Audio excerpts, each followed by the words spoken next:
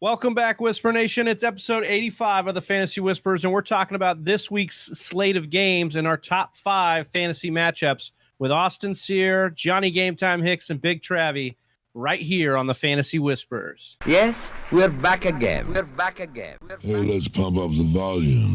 Right here.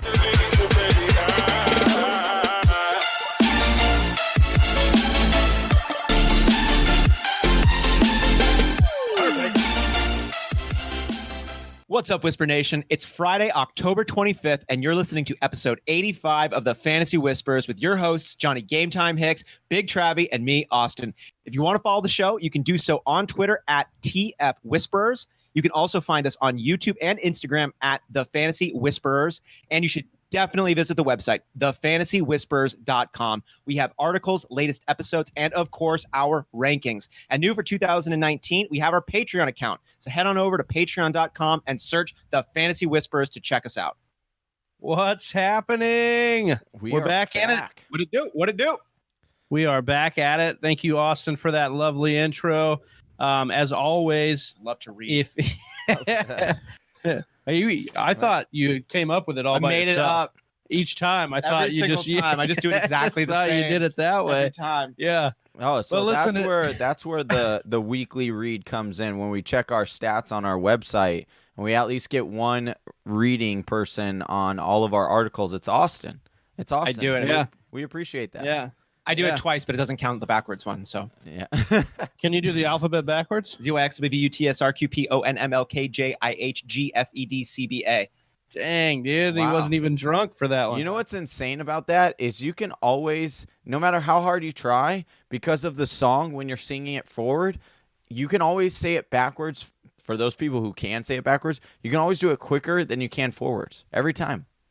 And you know what also is funny about that is I learned to say the alphabet backwards watching Jingle All the Way, the classic Oh, I love Christmas that. flick with Arnold Schwarzenegger. Put that cookie down. One of all of our favorites, of course.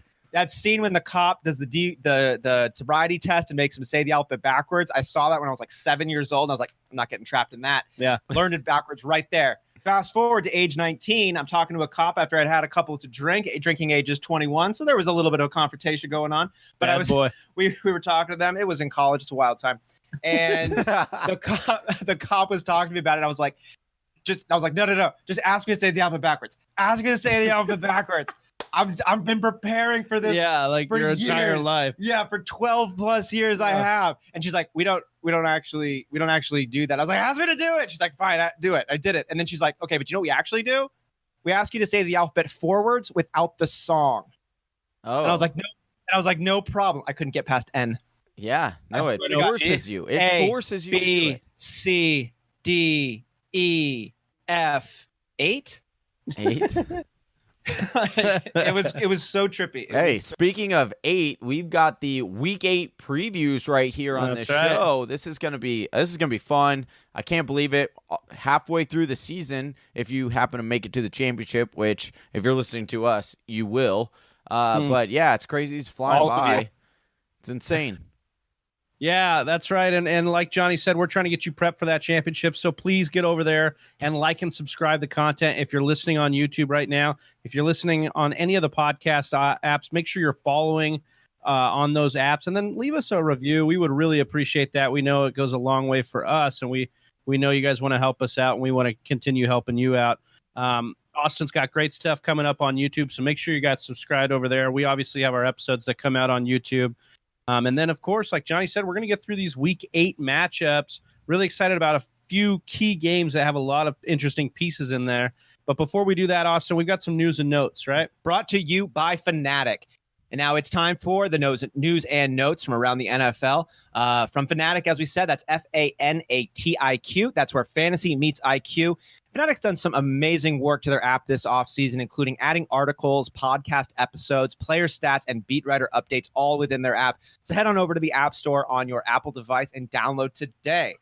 That's right. Some of those news and notes we're going to hit you with right now. Big Travy, Josh Jacobs, he's been out of practice, but he thinks he can play even without practice. Yeah, and I wouldn't be surprised if that's the case here. He seems to be the bell cow for this team. They continue to just ride the offense through him as one of the main focal points. And so I think, yeah, if he doesn't get practice in, the plan will be for him to suit up. And you like him. Houston is not a terrible matchup this week. And if they're going to stay in this game, they're going to need a healthy dose of Jacobs. Yeah, Jacobs is looking good over there. Alvin Kamara, New Orleans Saints running back, was officially limited on Thursday, dealing with that high ankle sprain. Johnny, is this going to be how big a deal is this right now? It's somewhat of a big deal. Obviously, he missed last week in kind of a little bit of a surprising fashion. We were notified ahead of time on Friday that he was going to be out, so we were able to get him out of the lineup, get Latavius Murray in there. However, they did release Zach Zenner, which could be a positive sign. They do expect him to play, but it could also be a sign that, hey, they're going to go Latavius and pull an Arizona Cardinals on the Arizona Cardinals and say that Kamara is active and then only use him in emergency cases. So this is definitely something you're going to continue to want to monitor. Tomorrow's going to be a key practice day. We'll see how he does and if he finishes or if he's just limited. Shout out to Game Time 2 weeks ago when we first got that news of Alvin Kamara's ankle being banged up. We didn't yet have news of the high ankle degree, but we knew he was a little bit banged up. And I asked Johnny before that matchup, it was literally 5 minutes before lineups locked. I said, Latavius Murray or Chris Thompson. It was when the Redskins were playing against the Dolphins. He leaned me towards Murray in that game. He said, even though Kamara is active, you're going to be getting a lot more touches with Murray. You could be getting the goal line work. And he ended up with over 70 yards, and that was the right choice. So thank you for that one. Sticking with the Saints, Drew Brees, he remained limited on Thursday. Saints are on a 5-game win streak without him. Are they going to bring him back for this, or is this just a little bit of a... If you would have asked me 2 weeks ago, I would have said, no, they're probably going to wait till the bye. And I still think that at the end of the day, they may just do that. But, after listening to the Fox broadcast and what Brees had to say to Troy Aikman and crew, Brees really wants to play in this game against Arizona. And he basically got the vote of confidence from his coach who said if he's ready to play, if he practices enough and throws the football, he will be in. So if Brees wants to play and Peyton signed off verbally already, I think it just depends on practice. We'll see Friday what happens. Peyton has said it could be a game time call, but I'm leaning towards he's going to have an answer for us by the time you're listening to this. Yeah, keep in mind that next week is their bye week, so we'll see how they manage that situation. Keenan Allen, wide receiver for the Los Angeles Chargers, was listed with a hamstring injury and did not participate today. Johnny, how concerned are you for Keenan Allen right now and the rest of the Chargers offense? Really concerned for both, actually. Keenan Allen, who was not had no injuries to this point, all of a sudden pops up late in the injury report. It's never a good sign, especially with a hamstring that has, bothered him throughout his career. And he's, had some injuries, and it's never bode well. If he is out, BMW, Big Mike Williams, is a surefire wide receiver 2 in my book. But this is also, it could be good news as well for Austin Eckler owners who could see a massive uptick in targets as well. Mm-hmm. But for this whole offense as a whole who's already struggling, not good news that Keenan Allen has now have a hamstring injury. Little nod to Hunter Henry as well, who's thank you. Been swallowing up targets. Moving on sticking with the tight ends, though, Jimmy Graham, tight end for the Green Bay Packers. He's dealing with an ankle. And also in Green Bay, Marquez Valdes-Scantling, he's dealing with an ankle and a knee. And Robert Tonyan, he's dealing with a hip. We got a lot of things below the belly button messed up for the Packers. Yeah. This didn't seem to slow him down a little bit, though, but they could use those guys, right, Travis? Yeah, it may not matter if you play the Raiders every week because Rodgers could get out there and throw it to anybody. But yeah, the Jimmy Graham scored a touchdown last week. MVS scored a touchdown last week. You really like to see this offense continue the continuity by getting those pieces back. But these are very similar practice reps that they, showcased last week upon playing. So I'm not worried about anybody on that list. Devontae Adams, who's the game time call, that's the guy that I don't expect to see this week. And he didn't practice either today as well. Yeah, that turf toe is no joke. Sterling Shepard, wide receiver for the New York Giants, has a strong possibility that he's out for week 8. Johnny, what does this mean for the New York Football Giants and for Daniel Jones? Golden Tate will continue to be a focal point in that offense as well as Saquon. Those are pretty much his two main options there. Evan Ingram. Thank you. He will see a lot of targets as well. And so it just sucks, as a person who really believed in Sterling Shepard this year, Big Travy and I have a whisper wager on this, and so it sucks. I want him to get back out there because he is a really good wide receiver, but let himself heal. This is a concussion thing, so you got to get healed up. And speaking of concussion, Matt Ryan doesn't have one, but the way that the whole team has been playing, you might think he does. You could get one from watching them. Oh, yeah, right. Bang your head up against a wall afterwards, maybe, too, if you're a fan of theirs. Matt Ryan, though, he's not expected to practice today, but Dan Quinn was saying that he's going to play, but that's because Dan Quinn is about to lose his job. He needs him. And he really needs him. Yeah. Matt Ryan's also, I just learned today, is the 5th longest consecutive game streak going, 153 games, I believe. Is he going to keep that streak going, Travis? This one's tough. He was at the beginning of the week. He was already doing a lot of work within the pool and running within the pool, and there were some things that were going on there. His coach says he's expected to play. I think this will be a true game time decision, and I think there is a lot of pride on the line for Atlanta. So I could, not just for Atlanta, but for Matt Ryan with the streak, I could see Matt Ryan gutting this one out and giving it a go. I hope there's a little pride on the table because without it, it would be empty. Yeah. One last thing I do want to mention here before we move on, Austin, I forgot to put it in here. David Johnson did not practice again today. If he doesn't practice tomorrow, look to get Chase Edmonds in your lineup. And that, of course, sums up the news and notes for us, brought to you by Fanatic, of course. Thank you to Fanatic. And as always, keep like and subscribed on us, Facebook, Instagram, everywhere you need to, because we've got updates coming out all the time over there as well. All right, so without further ado, we're going to jump into these top 5 games from Week 8. Austin's going to, kind of rapid fire these games out to us. Let us know which ones, some of the storylines in that, and then we'll kind of give our 2 cents on some of these guys you're going to be playing. Remember that the Baltimore Ravens and the Dallas Cowboys are on bye, so get those players out of your lineup before Sunday, because they will not score you any points this week. They will not get you any. There's no chance. If your team's already struggling to score points, it's really going to struggle if you start players. For sure. All right. Well, the first one now we have here, we've got Seattle Seahawks at the Atlanta Falcons.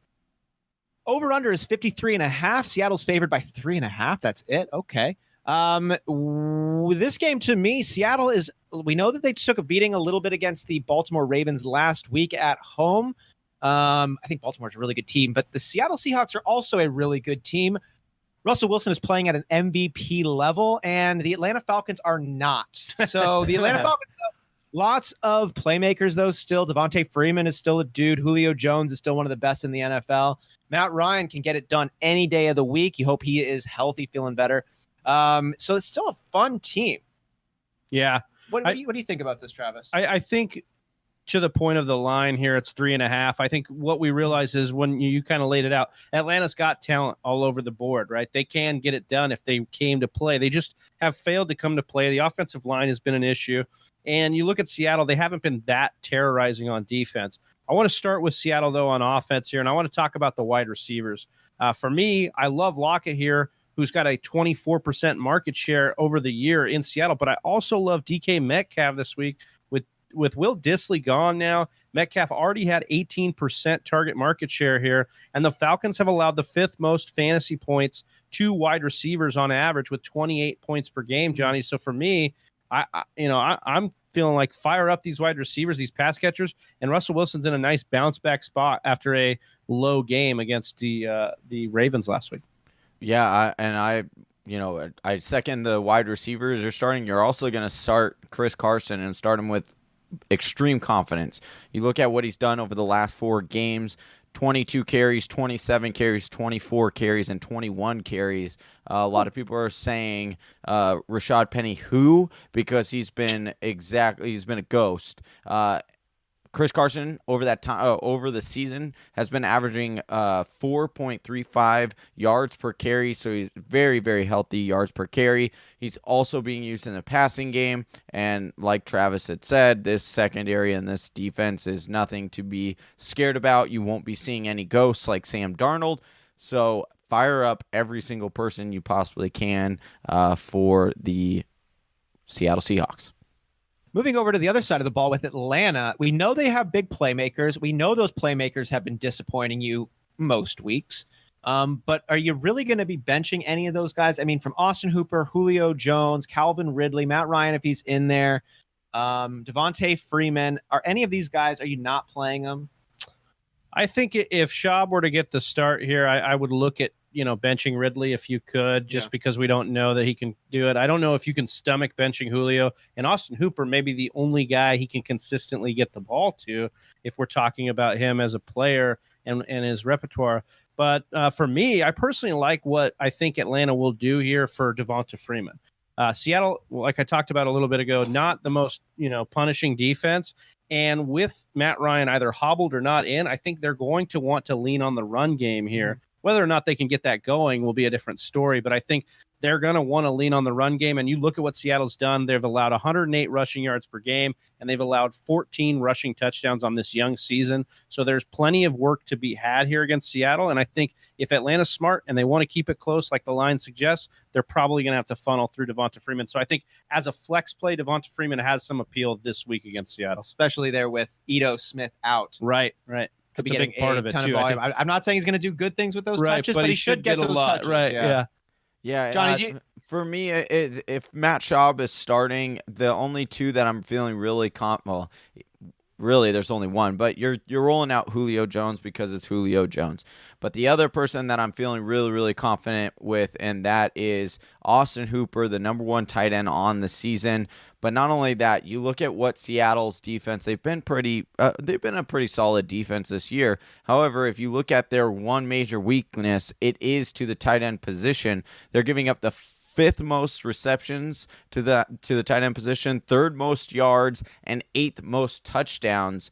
They have on average given up 1 touchdown per game to the tight end position. So I am rolling out Austin Hooper no matter what quarterback is at the helm. And we even saw this too when Matt Schaub came into the end of the game after Matt Ryan hurt his ankle.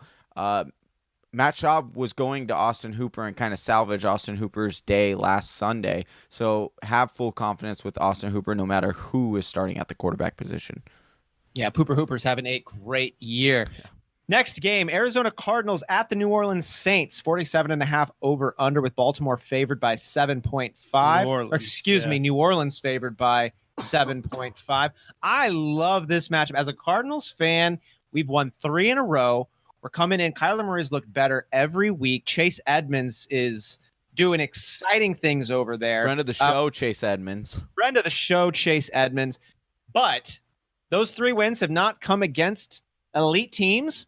And the Saints have won 5 games in a row, and they look good everywhere. Yeah. So, Johnny, what can we expect from this game? Not speaking as a Cardinals fan, but speaking as a fantasy football professional that you are.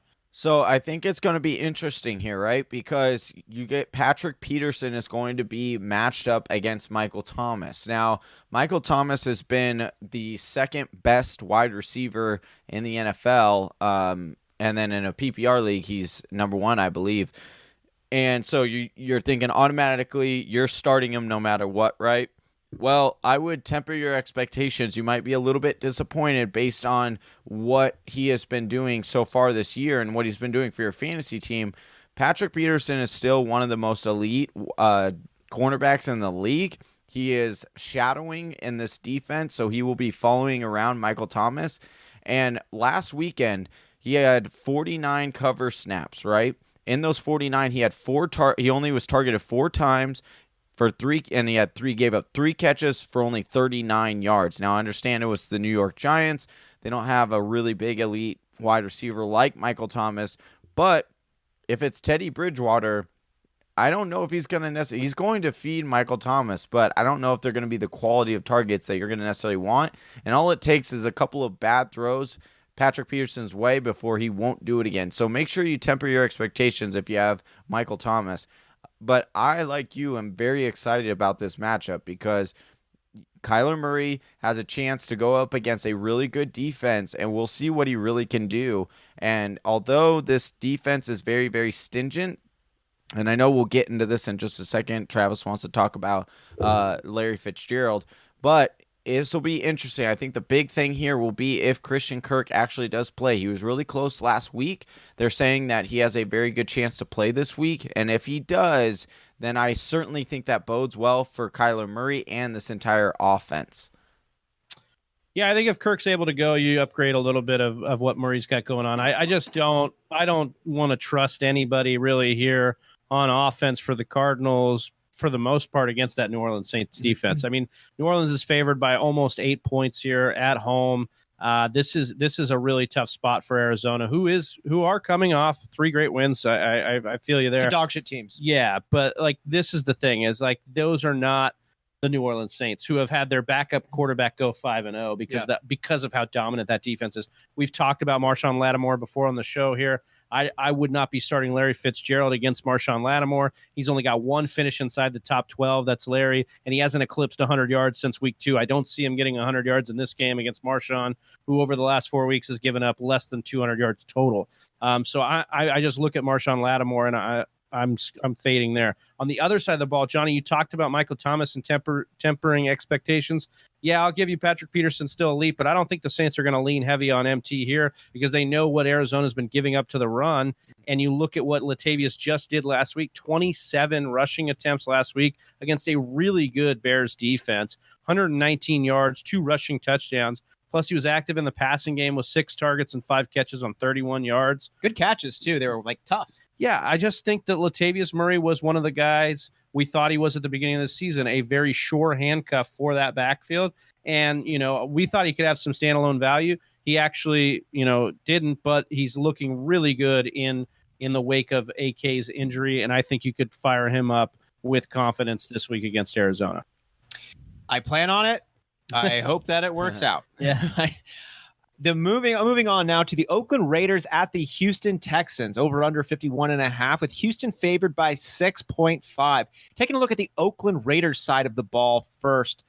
Johnny, who's standing out to you right now? They're banged up a little bit, but there's interesting playmakers in Oakland. Are there? Yeah, there are. No, there are. Yeah, I mean, we Darren got Waller. Darren Waller's a top tight end. Latavius. yes, I'll give you Darren Waller the baller. You're starting him, and Nice then reach. Josh Jacobs. He may or may not play.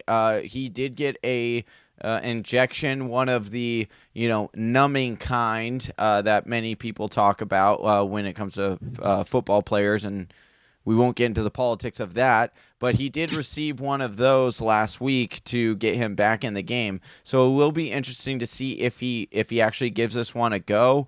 If he does, I feel confident in starting him. But other than him and Waller, I'm not touching anybody else on this offense, including Derek Carr. There's just not enough there. They're going to need to run the ball in order to stay in this, and they're going to need to drive the ball down with Darren Waller. But I think this could be very disappointing for a lot of fantasy owners if you're relying too much on Oakland.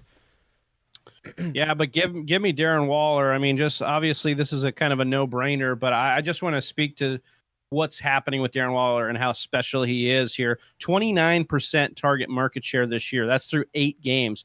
29% is unheard of, even for elite wide receivers. Okay, and then he's catching the ball at 90% of the time. So this is unreal what he's doing. The time works every time. That's right. Just throw it to Darren Waller. And I think this guy is set up for a huge second half because what we saw in the first 8 games was him getting a ton of yardage, a ton of usage. Yeah. I don't see that yardage and usage going down, but what I do see going up are the touchdowns here for Darren Waller. And I think that he could cash in on a super monstrous back half and be in the MVP of a lot of championship rosters this year. Tyrell Williams is technically that number 1 over there, but Waller was doing great with Tyrell Williams in the Exactly. lineup, and his health has been all over the place. Tyrell Williams, that is. Yeah. Darren Waller, as long as he's healthy, he's probably the main vein of that situation. Yeah. On the other side of the ball, the Houston Texans, looking over there at DeAndre Hopkins, Deshaun Watson, Carlos Hyde. Will Fuller a little banged up over here, right? Yeah, so Will Fuller will likely be out of this game, which means, give me Hopkins here. We looked at what Watson can be able to do here because what Rodgers was able to do last week. 6 touchdowns against this Raiders squad, one of them rushing, yes, but 5 through the air. I love Stills here too because only the Eagles have allowed more points to the wide receiver than Oakland, 29.5 points per game.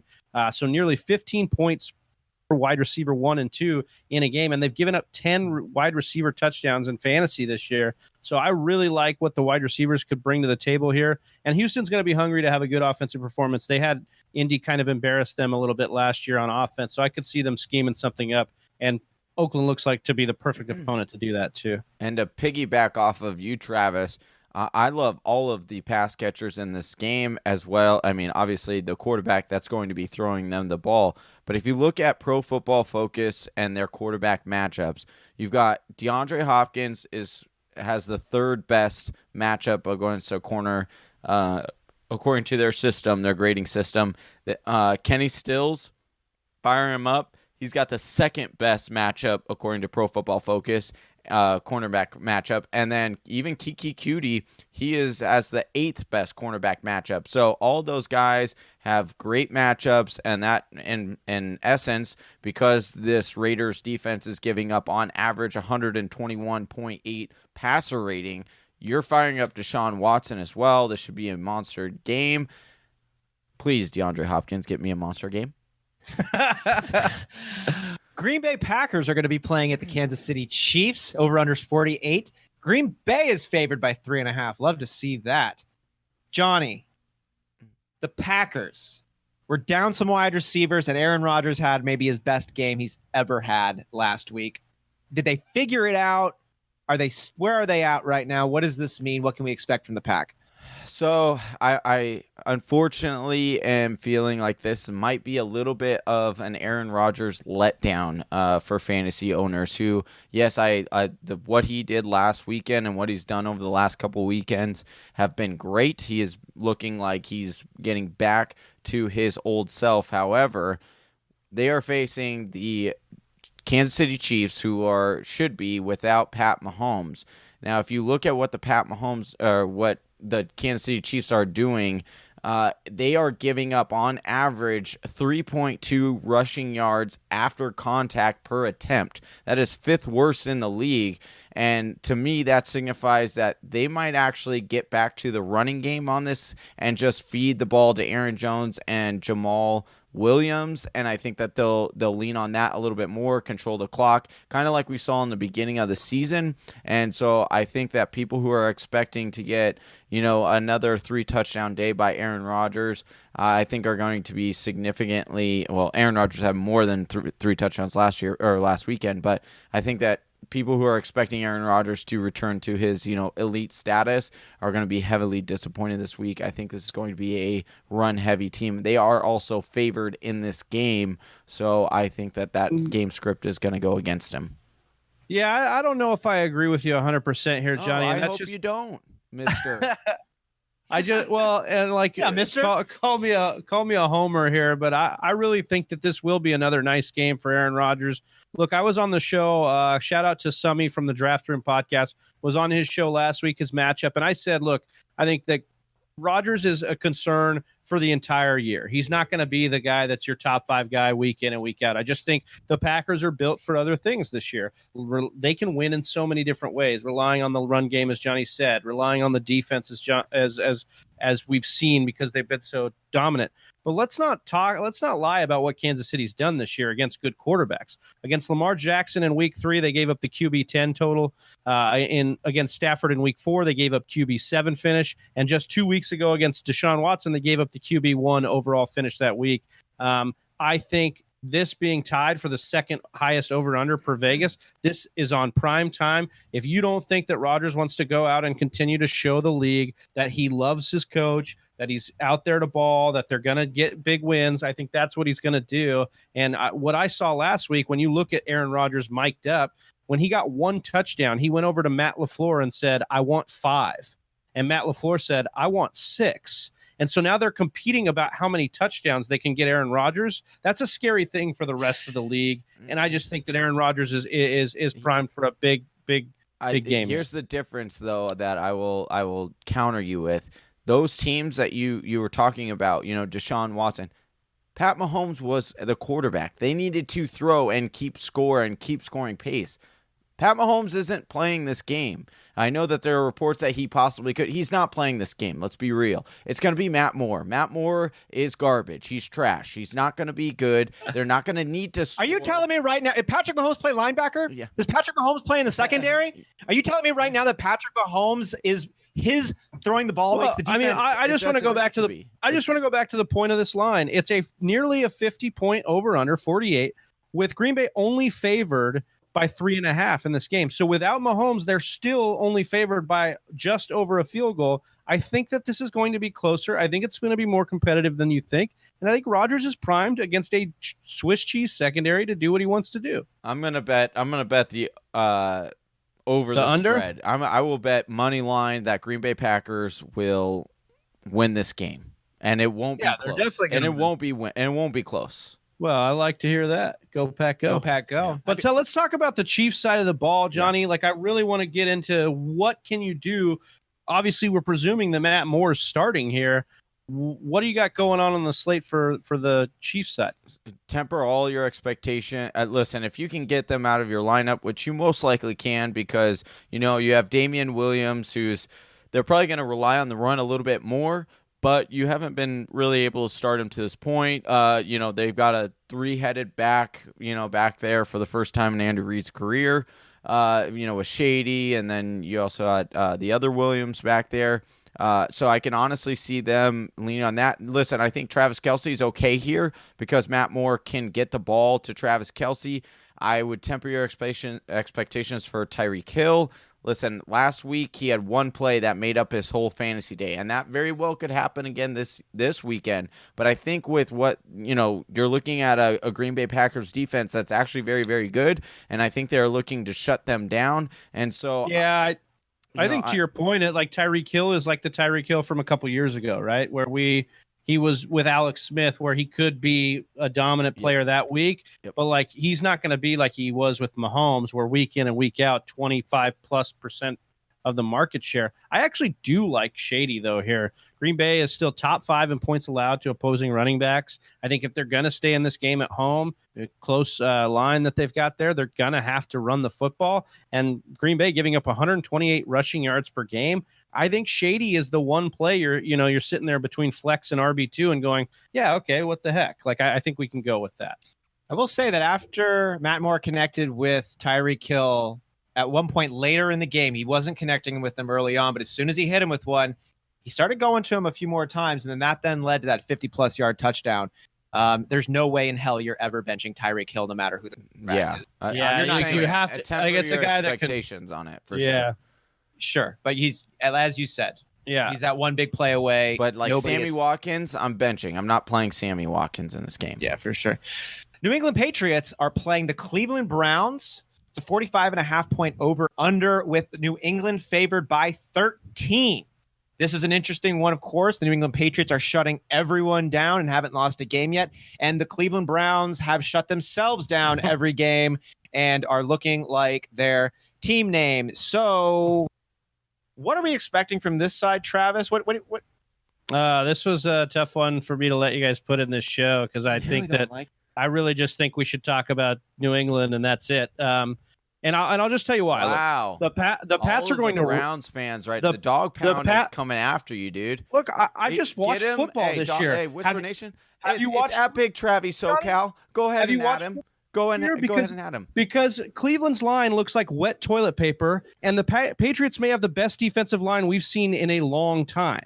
They're favored by 12.5 at home. Okay, they're rivaling numbers that like the 85 Bears, the 2000 Ravens did. Through 7 games, Johnny, the Patriots have outscored their opponents by 175. That's the second highest differential through 7 games in NFL history. Second to only the Buffalo All-Americans in 1920. Everybody remembers those guys, right? No, they are doing something that's never been done or close to never been done. And I just don't think that Cleveland's got any shot to put up points here. I know they're off the bye. New England knows what they want to do to every opponent, and they go in and do it. Cleveland hasn't shown me if San Francisco can go on prime time and mess them up. I think New England's going to have no problem doing that. But if we're going to talk a little bit about fantasy football, I'll take Sony Michel here. He's quietly been the RB13 over the last month, and he's been getting goal line rushes robbed during that span, but he's still put up borderline RB1 numbers. He can fall forward into the end zone. Yeah, the game script's going to be good for him. He's going to get good volume. I think he's a fine play here. Here's the thing that I'm gonna disagree with you a little bit. Now I understand that the New England Patriots defense has been on pace for to be one of the greatest defense we've ever seen, and to that counterpoint, tell me the best quarterback they played. I'll wait, because they're all been garbage. And all those quarterbacks are statistically better than Baker Mayfield this year. And I will to this year, yes, they have. But I will tell you something else. Baker Mayfield has this thing where when he is the underdog, when he has a chip on his shoulder, he comes out and he proves, and he has the ability to do so. Johnny, has this been the only game he's been the underdog in? No, it has not been. Okay. But I did I not call it on our last show? I said Cleveland Browns will come out and make this Seattle game a game, and they did. They should have won that game. But Baker Mayfield got knocked out at the end of that game, which which was a major reason why they lost against Seattle, which we can all agree Seattle is a much better team than Cleveland Browns. I am telling you right now, they are coming off a bye. This offense for New England has been garbage. They have not been good. They're shuffling wide receivers. They're scouring the freaking streets of New England and Boston saying, hey, can I get anybody who can catch a ball and run a route to come and play They're dropping 30. They're dropping 33 on teams, and they have a crappy defense. Because of their defense, they're dropping 30. Their offense has been struggling. That's why they traded a second rounder for a 34-year-old wide receiver who is 30-year-old, excuse me, who is near the end of their career. And everyone said, why did they give up so much for Mohamed Sanu? It's because they don't have anybody. Now, I understand it. They look great. All of these things saying, I'm going to say it right here. I'm a gambling man. I'm going to say it. I like to throw out a little bit of cash on stuff.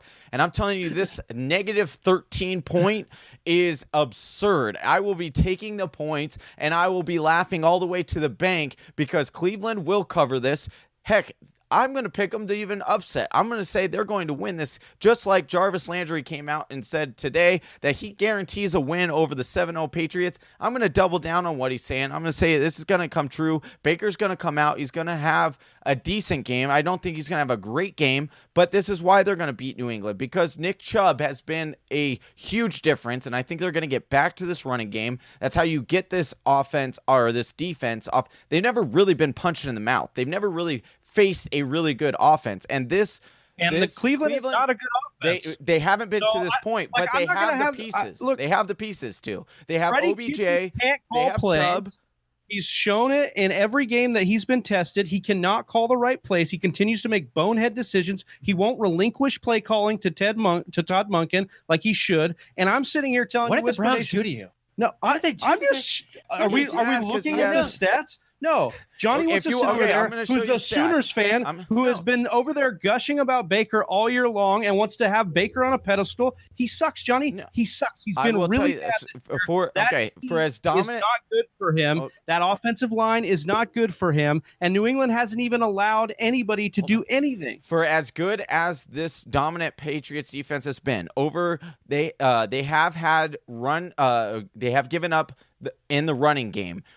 They are allowing They are allowing 3.4 rushing yards per attempt, second most in the league. And Chubb has been yards after contact. He has had 403 rushing yards, which is seventh most. He has 9 runs of 15 plus yards, which is second in the league. I think this is a different type of offense that they have seen this year, and their offense can't match if Cleveland does what they're supposed to do. And I know it's a big if, but if Cleveland can put it together after a bye week, which I don't think is out of the realm of possibilities, I think we get an upset here, and I'm claiming it right now. I'm staking it. Johnny Game Time Hicks is calling it out right now on this show. What I think is a fun one about this game, and I'm really looking forward to actually watching this one, because the New England Patriots have played drastically above everyone's expectations. Is that fair, right? 100%. And on defense. And while their defense is very good, they have not played any good offensive. This is also true. I'm not going to they're doing what they should be doing against bad offenses. And they've played bad offenses. when they play a good offense. We'll see how it goes, and that's going to be really exciting. Is the Cleveland Browns a good offense? No, the Cleveland Browns are not a good offense. But no one, I think, is going to deny that the Cleveland Browns are drastically underperforming from when their expectations are. We all know about the talent that's over there. I mean, come on. Jarvis Landry, Odell Beckham, Baker Mayfield can still play, Nick Chubb. These are real pieces over there who have drastically underperformed. If you get something that kind of just goes weird and you get a different kind of game flow, I think you could see something exciting in this one. This isn't a flat tire team. That's over. I think it's fun for everyone to go against New England all the time, and they just don't lose at home, and they cover their spread constantly, and they've yet to allow even an RB2 finish from any running back this season. So I'm not excited about anybody. I'm not excited about anybody. I'm not excited about anybody from Cleveland, period. Okay. You're going to be wrong. Bottom line. You're going to be proven wrong this weekend. Moving on now, that's the end of the game. We've got our quick fire start sits. You want to introduce this one for us, Johnny? Yeah, so what this is, we are going to name the matchup, and it will be we'll run down the main fantasy players here. We're going to just tell you whether we'd start them, or flex them, and there's going to be no explanation, so it'll be rapid fire. All right, I'll take it over from here. That first game, Carolina Panthers at the San Francisco 49ers, sticking with the Panthers to lead it off. DJ Moore. I'm sitting DJ Moore. Sitting DJ Moore. Curtis Samuel. Sitting Curtis Samuel. I will flex Curtis Samuel. Greg Olsen. Sitting. Benching. Niners defense is so good. Yeah, I'm benching that. 49ers. Matt Breida. I would flex Breida. I would flex Breida as well. Tevin Coleman. Flex Breida to RB2 somewhere in there. But yeah. Tevin Coleman. I'm flex. I would RB2 for Coleman. Sanders. I can't start Sanders yet. They haven't really sustained any wide receiver. Yeah, I would agree. I would wait and see at what you've got there. He could be a nice piece in a couple weeks, but right. And George Kittle, you're obviously starting in CMC on the Carolina side of the ball. Next game was the Philadelphia Eagles at the Buffalo Bills. First name up for the Eagles, Alshon Jeffrey. Bench. He's going up against Tre'Davious White. Yeah, that's a really tough matchup, and Philly's kind of been sputtering a little here and there on offense, so I'd probably sit Jeffrey as well. Jordan Howard. I really like Buffalo's defense. Like, it's probably New England, San Fran, then Buffalo. I'd probably sit Jordan. I'd probably sit the backs here. I would flex Jordan Howard because I could see a goal line rush here, but I don't feel confident about it. I'd actually flex Miles Sanders of the two. Next one, Miles Sanders. Yeah, I would flex Miles Sanders because I think the receiving aspect in his game, and he's exploded for a couple big plays in the receiving game. Jordan Howard is still getting that volume right now. But yeah, Miles Sanders, big play potential for sure. On the Buffalo side, John Brown. I would start John Brown. Yeah, fire him up. We talked about at the top, Philly's allowing the most wide receiver. Josh Allen.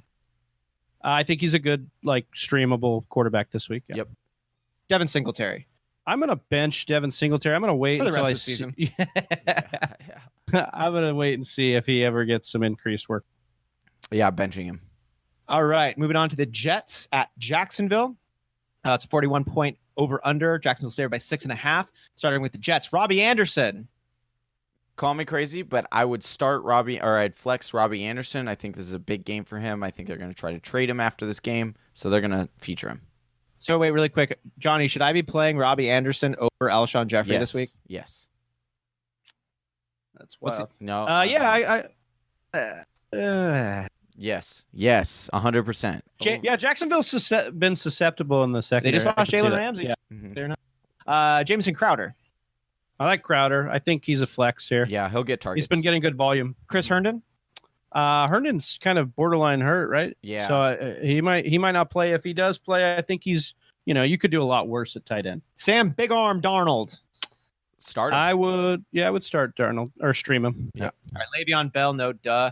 Moving over to Jacksonville, D.D. Westbrook. Westbrook's battling some injury, but if he goes, I'd start him. G.J. Chark.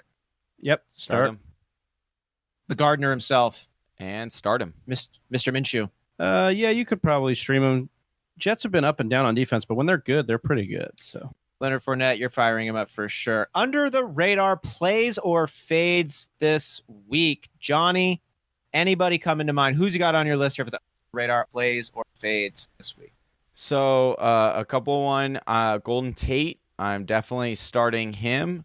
I like his matchup against the Detroit Lions, a revenge game. We always like talking about these revenge games, even though it clearly seems that Kirk Cousins doesn't care about revenge games. So, but I will say Golden Tate is a guy that I am going to under the radar start. He's looking good with Daniel Jones and one of the few pass catchers he has. Yeah, I'm just going to hit the point again about Devonta Freeman. I talked about it earlier at the top. It may not be a choice one to start, but I'm telling you, if whatever happens with Atlanta, no matter what, I think they're going to want to focus on the run game. So I think Freeman's a lot better than you might think he is on the surface.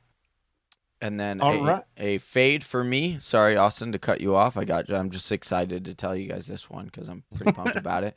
A fade is actually, surprisingly enough, Cooper Kupp, which I know you're going to really be shocked saying Cooper Kupp plays the Cincinnati Bengals. They have been getting dominated, especially by the slot wide receiver.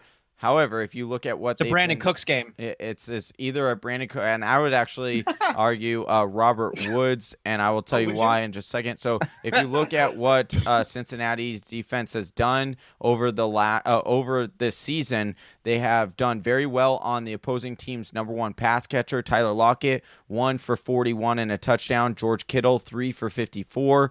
John Brown, 4 for 51. Juju Smith, 3 for 15. Larry, 6 for 58. And DJ Shark, 3 for 53. And then if you're looking at which wide receiver now, I don't mind the Brandon Cooks. He has an ability to break out. But if you're looking at the targets and what is going on there, Robert Woods has the most positive regression when it comes to the red zone. He has had 10 red zone targets and a whopping fat 0 touchdowns. So I think if someone gets in the red zone and finally gets a touchdown, I think it's Robert Woods.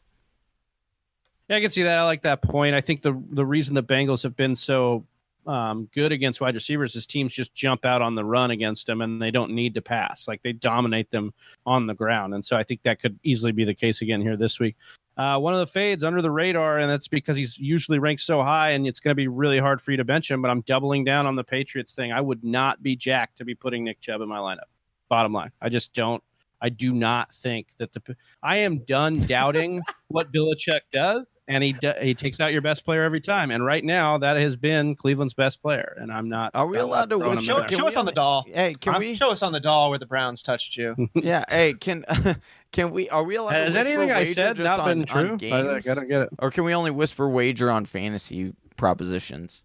We can do whatever we want. We own. Okay, well, I will whisper wager right now. I will take Cleveland Browns and the 13 points if you're willing to give me.